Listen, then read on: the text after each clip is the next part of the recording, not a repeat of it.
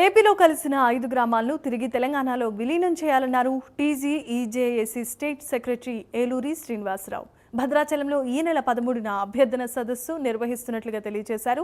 దక్షిణ అయోధ్యగా పిలువబడే పుణ్యక్షేత్రం భద్రాచలమని, ఆ ప్రాంత అభివృద్ధిని కాంక్షిస్తూ ఏపీలో కలిపిన పురుషోత్తపట్నం, గుండాల పిచికలపాడు, ఏటపాక, కన్నాయిగూడెం పిచికలపాడు తిరిగి తెలంగాణలో విలీనం చేయాలని అన్నారు. కొన్ని అశాస్త్రీయంగా అంటే భద్రాచలం గ్రామంలో నుంచి భద్రాచలం టౌన్లో నుంచి మన మండలానికి పర్ణశాలకు పోవాలంటే భక్తులు ఆంధ్రప్రదేశ్ ప్రభుత్వం యొక్క పర్మిషన్తో పోవాల్సిన అవసరం 12 కిలోమీటర్ల మేర ఏర్పడుతుంది. అదేవిధంగా భద్రాద్రి రాములకు సంబంధించిన వందలాది ఎకరాలు అటు పురుషోత్తంగూడెం కావచ్చు, అదేవిధంగా కృష్ణగుండాల కావచ్చు, ఎటపాక కావచ్చు, కన్నాయిగూడెం కావచ్చు, అదేవిధంగా పిచికలపాడు కావచ్చు.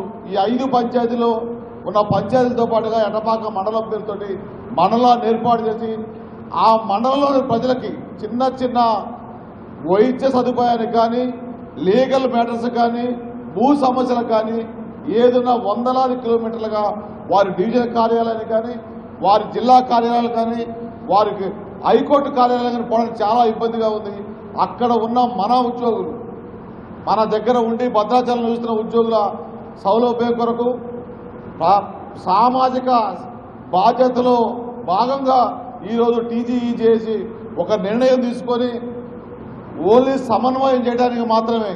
చాలామంది ప్రజలకు కానీ మేధావులకు కానీ డౌట్ రావచ్చు, ఉద్యోగులుగా, ఉపాధ్యాయులుగా, కార్మికులుగా, గెజిట్ అధికారులుగా, పెన్షనర్స్గా మీ డిమాండ్స్ వేరే ఉంటాయి కదా, ఇది మీరు ఎందుకు లేవనెత్తున్నారని. మా ఉద్యోగులకి